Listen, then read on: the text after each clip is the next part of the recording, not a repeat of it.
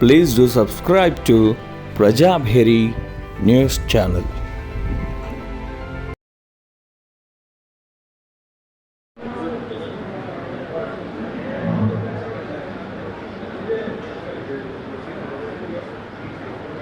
ఆంగ్లేయుల పరిపాలనలో మన భారతీయులు ఎదుర్కొన్న బాధలను చూసి ఆయన చెలించిపోయి అహింసా మార్గంలో మన అనేక ఉద్యమాలు జరిపి లైక్ ఉప్పు సత్యాగ్రహము, సాయ నిరాకరణ ఉద్యమము అలాంటి ఉద్యమాలు నడిపి స్వతంత్రం ఉద్యమము ముందుండి నడిపించి అనేక సార్లు జైలు జీవితం అనుభవించి అనేక బాధలు పడి కూడా